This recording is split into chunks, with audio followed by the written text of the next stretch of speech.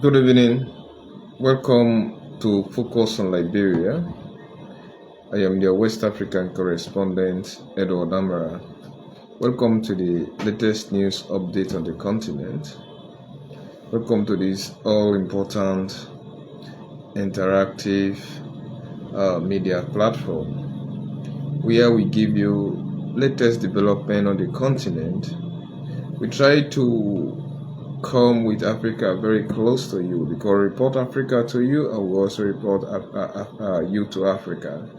Focus on Liberia uses this particular program to ensure that we adequately inform our wider listeners about events that happened on the continent. That is why it's a daily current affairs program.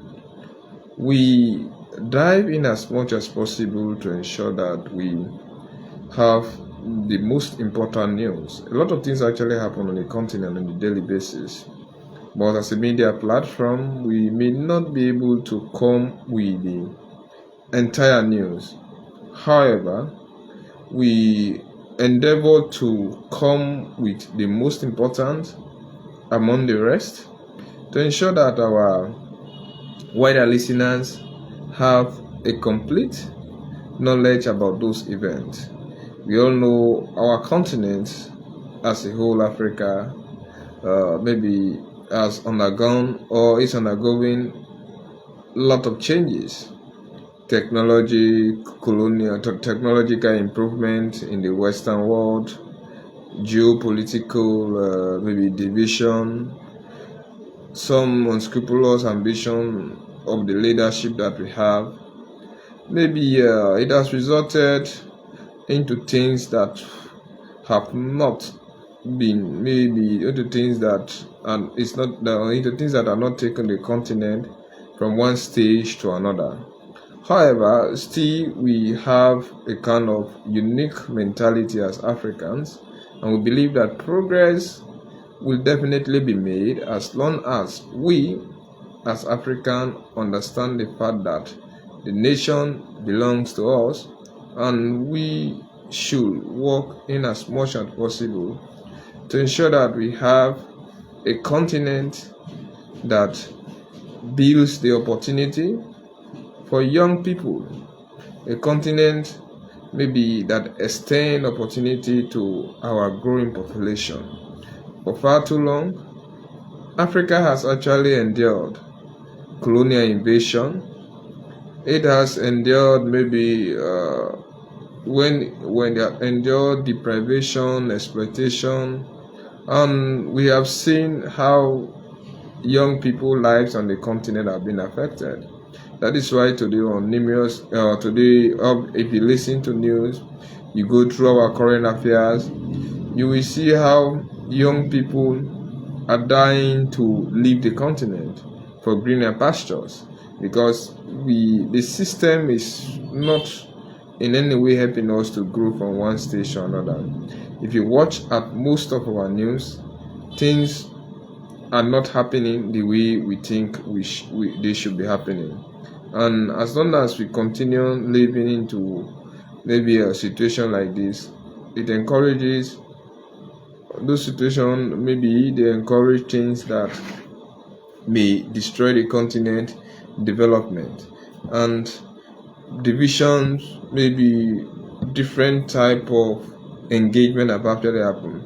Now of late we have seen the continent is also being used maybe as a battleground for Western powers, because since Russia, America, or what we call it, we not say America because it's a continent, but United States of America, then we are also seeing the like of China, then even Turkey are busy coming on the continent to seek political affiliation and also to establish their cruises.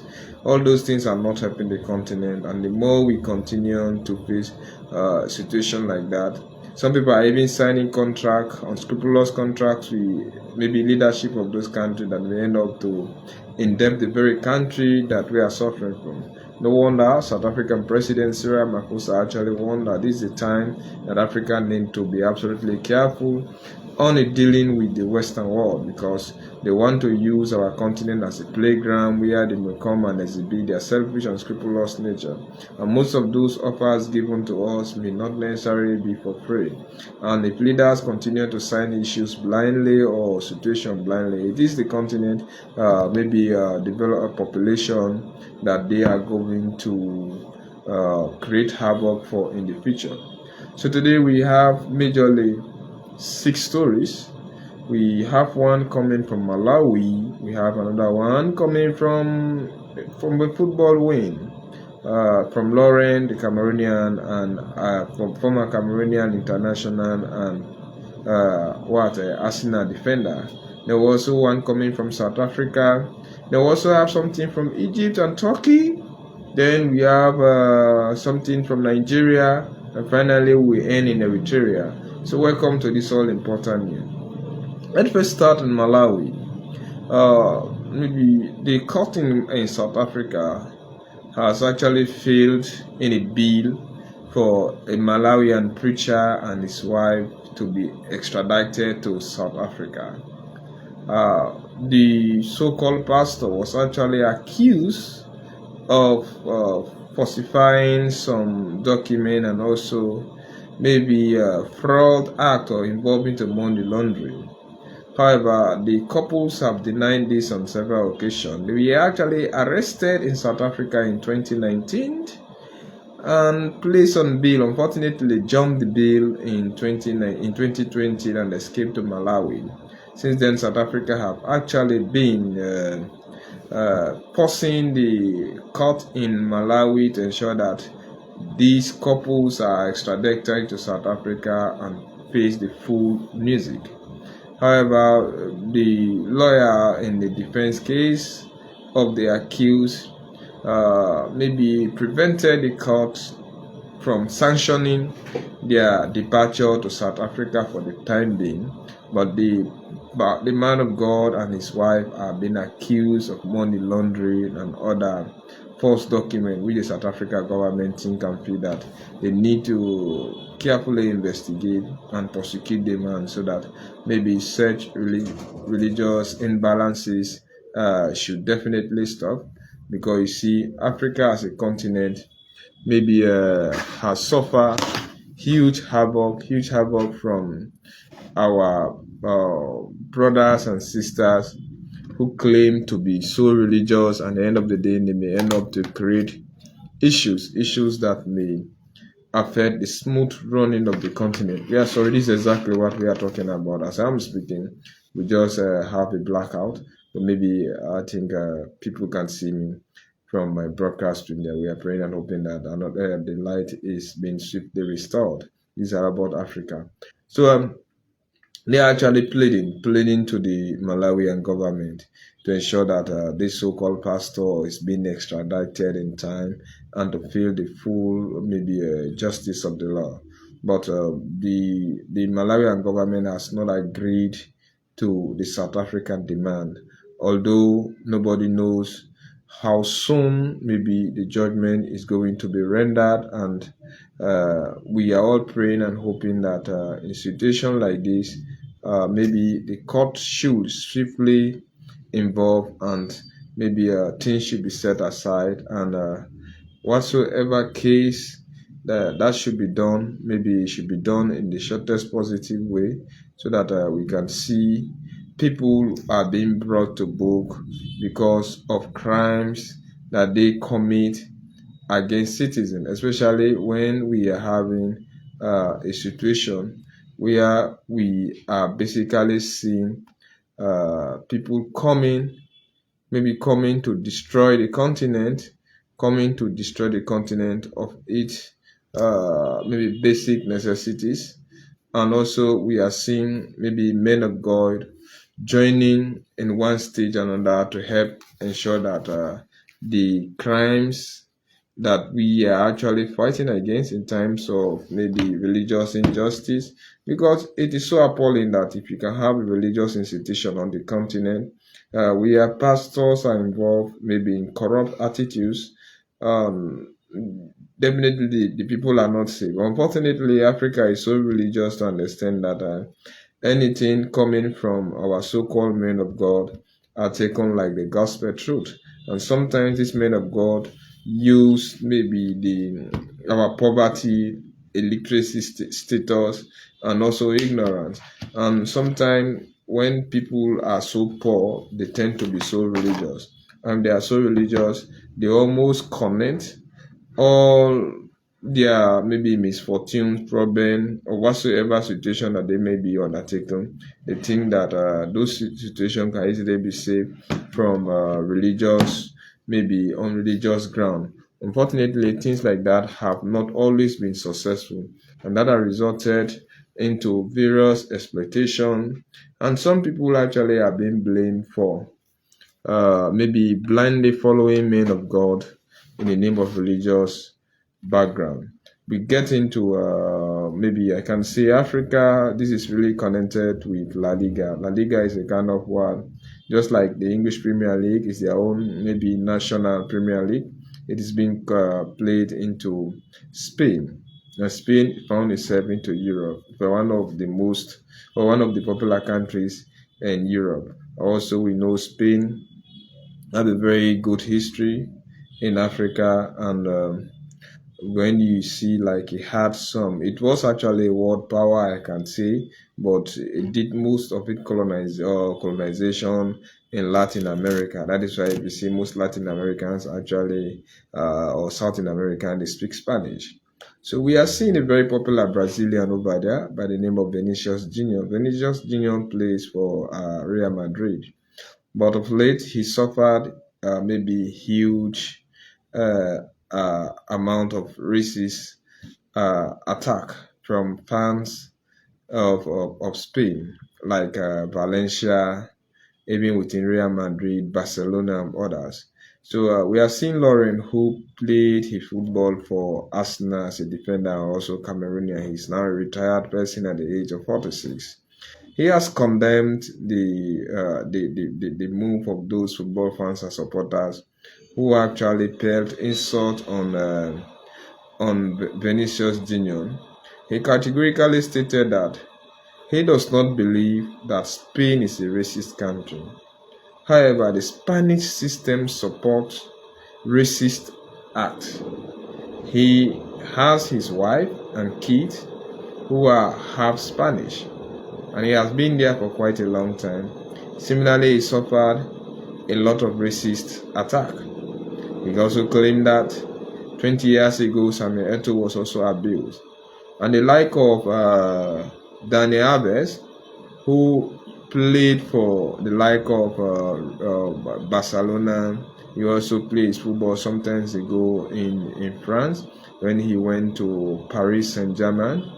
And I think he was also abused on several occasions in Spain. Like sometimes they can even throw red bananas to him and call him monkey. Of course, Dani Alves, in like equally like Vinicius Junior, underwent those racist attack, and even Samuel Eto'o also suffered such racist attack. So he said they called Vinicius Junior when they were actually heading to play a game in Valencia. The boy maybe alighted from the bus, so they started calling him Black Monkey, Black Monkey. They will kill him. So they did a lot of things, and the act was actually condemned. We saw a lack of Carlos Ancelotti, who coached in France, that is PSG. He once coached in England, Chelsea. He did the second spell of him in Real Madrid. I think also he did something. He also coached in Bundesliga, that is Bayern Munich, and he also coached in Italy. He coached AC Milan, and this is one of the most admired coaches in the world. He's one of the most admired coaches in the world. He also signaled his concern and condemned the very act. However, Lauren is saying it is not, he disagrees with the claim that Spain is a racist country. However, the system in Spain supports racism because Venetians and other blacks Africans who have previously been accused in the past, racially abused in the past, attended the Spanish courts on several occasions, and even letters condemning the very act of fans and supporters of La Liga football. But no stringent actions were taken against those persons, known and unknown, who abuse players. And they are calling upon maybe the Spanish government to ensure that people are not only being condemned in theory, but they should also be condemned in practice. And some football stadiums should even be closed or have police closed within a certain period, and heavy fines should actually be leveled against the perpetrators. This is why sometimes we blame Africa. Our system is so corrupt. That is why you see most of our African brothers who play their football in Europe will definitely refuse to come on the continent, because nothing here is attractive. Even football academies are not being carefully constructed. So when we have players who have caliber, maybe who can play and showcase to the world, will definitely leave Africa ahead. If you watch like the French national team, it is merely constructed with African. That is why some people call it like the UN team, because almost every national is definitely found in the French national team. And even watch at the last World Cup they won, arguably one could say that the World Cup was actually won by Africans, because around 80% or 90% of the players, we are all from African origin. But why can't they come on the continent? It's because our system is deeply corrupt. It discourages almost everything that we do. And system like this may definitely not help to create any good, maybe impact on the continent, and we may end up to suffer on a daily basis. Then let's go to South Africa. South Africa is set to change the law that we allowed Russian Vladimir Putin to visit the country on the BRICS meeting in August without being arrested. According to the International Criminal Court, which South Africa is definitely a signatory to, if a person who has been accused of having committed crimes against humanity, that is war crimes, can be economic and war crimes, court has actually indicted Vladimir Putin because of the ongoing war into Ukraine. However, the like of Julius Malema, who leads the Economic Freedom Party, and also the South African government, the ANC, African National Congress, are insisting that Vladimir Putin will not be arrested. Having said that, they are saying, in fact, the so-called ICC is a biased system. If you think about 2003, when America and Britain invaded Iraq, maybe George W. Bush Jr. and Tony Blair could have been arrested and prosecuted, because the so-called weapons of mass destruction they claim that Saddam Hussein was actually having was never found. And they destroyed the Iraqi society, they caused the proliferation of maybe IC, destroyed places like Afghanistan. And these are noticeable things that they actually did, and nobody prosecuted them. It is because they have strong backing, and at the end of the day, they steer the world affairs. Because even you watch at UN, that is why normally America threatened to walk back from most of the treaties. We saw under the controversial, unpredictable, unscrupulous, and maybe very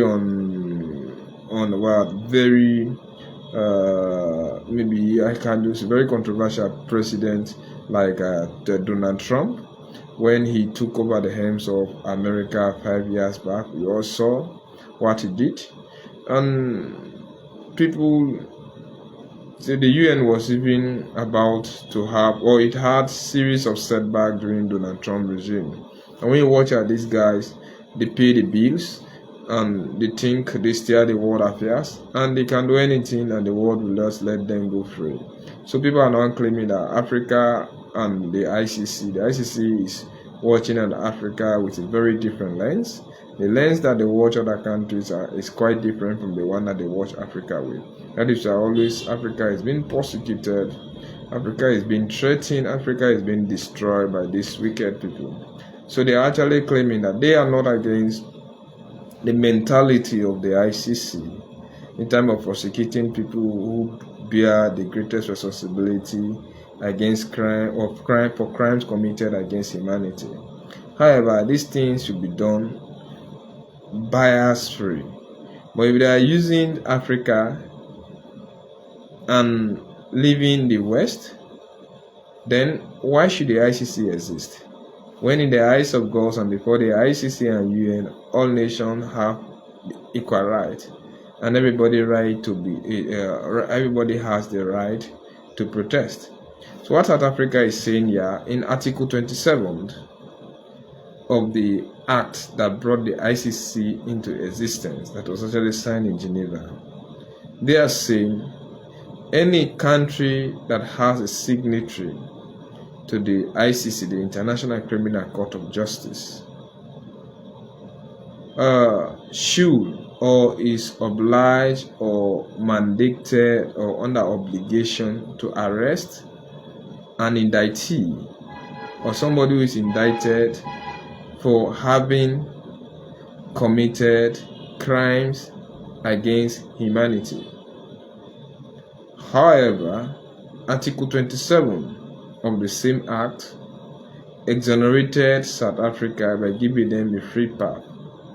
They are saying the ICC does not have the constitutional mandate to force South Africa to arrest Vladimir Putin, except if the Russian parliament remove the presidential immunity on Vladimir Putin, then he will become an ordinary citizen and South Africa will not be placed in the position to arrest Vladimir Putin and present him to the court.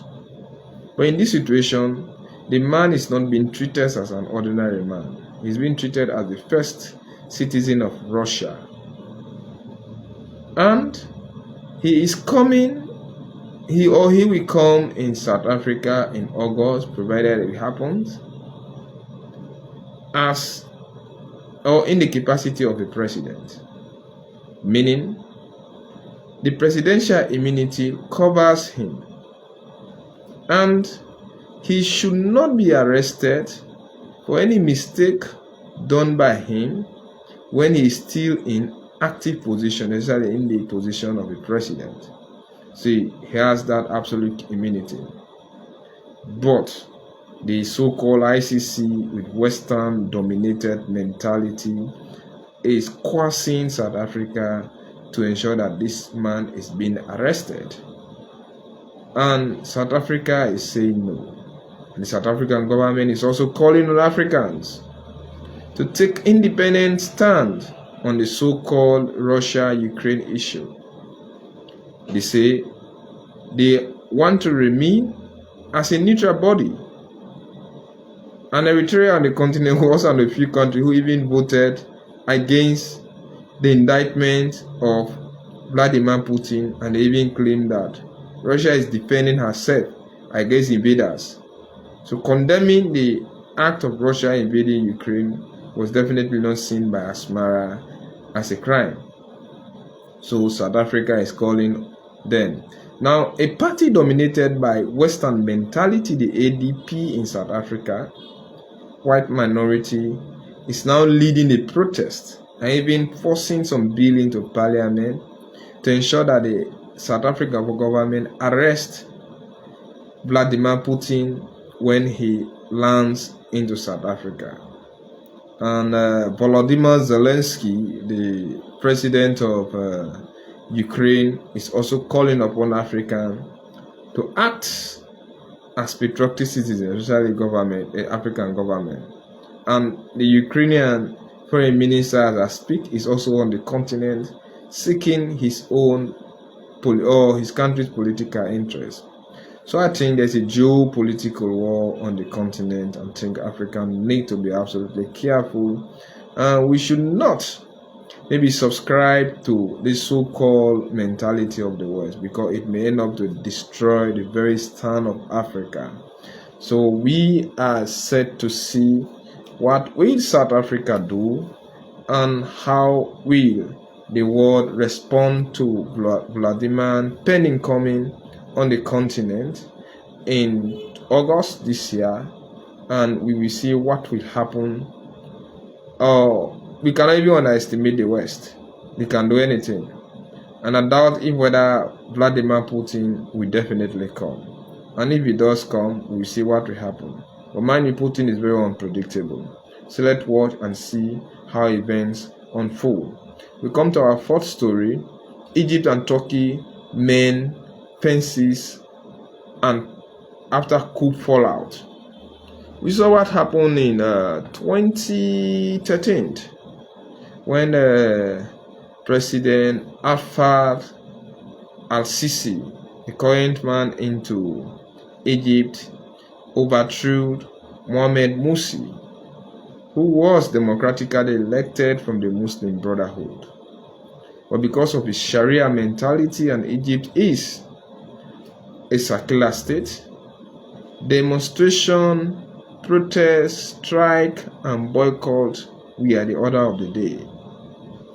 The army swiftly intervened, and Morsi was ousted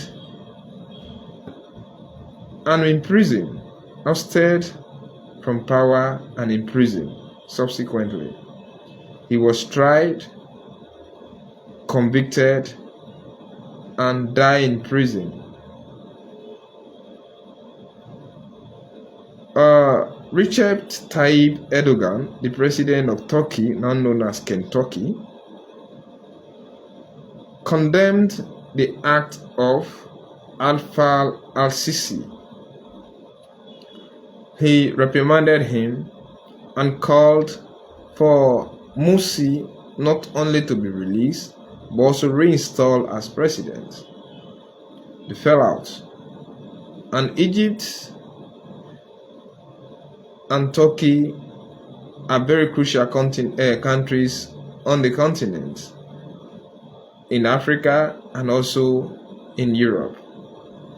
Both of them have Middle East interest because part of their countries stretch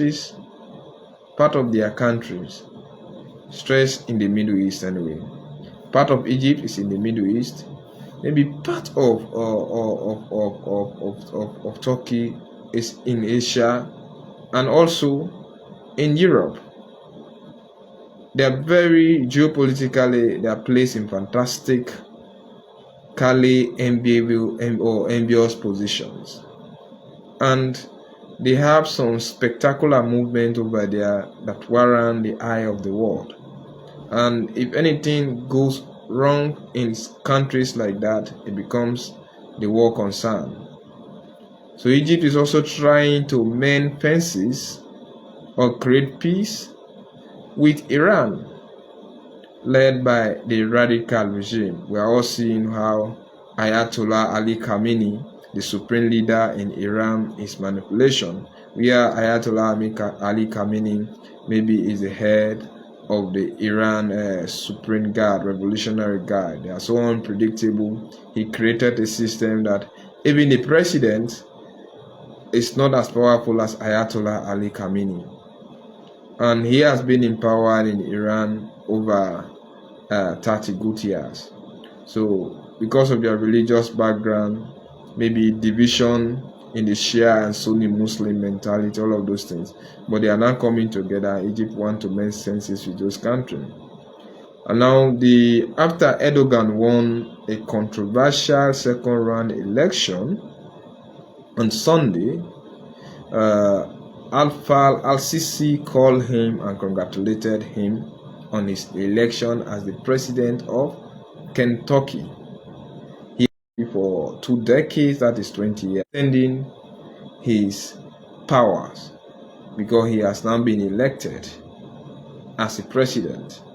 Erdogan came in power as a prime minister. He amended the constitution. Maybe some people said that the 2014 coup d'etat was an ordinary for him to weed off his opponents, especially those in the military. And Turkey has over 87 million population. around 60 million people actually participated into the election. One of his maybe close or one of the projects on the continent could actually be taken as Somalia. They have a military base over there, and like Egypt, Africa depends on them. The West also depend on them, and Egypt also plays key role in the Middle East. That is why sometimes these Arabs consider themselves more as Arab or people from the Middle East rather than Africans. So we are praying and hoping that Egypt is also playing a very key role in. We are praying, hoping, and wishing that things should not deteriorate from buying of fear. Yesterday, when President Asiwaju Bola Ahmed Tinubu deeply from things that may up to benefit, as long as there is continuous fear subsidy. He said those money that the government is subsidizing for fuel can easily be used on other developmental projects into the country, like creating employment for the educated youth, life skills, improving on the infrastructure, fighting insecurity. Nigeria is one of African crude oil producing countries, but the goods is not being made into secondary product into the country. We still depend on the West to complete the refinery. Thanks to Ali Dangote, who has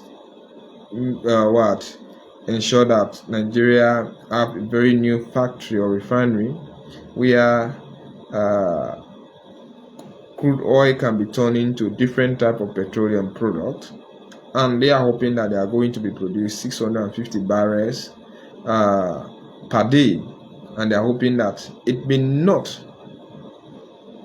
help to bring down the prices of fuel on the continent, but it will help for fuel to almost always be available on the continent, because even the importation, we may not take too long to go and import this thing from Europe. Leaving from there to come may take longer time. So Asiwaju Bola Ahmed Tinubu, some people are even confused whether he has the power now to even lead Nigeria, taking into consideration his age. Maybe the 71 years age could be like official age.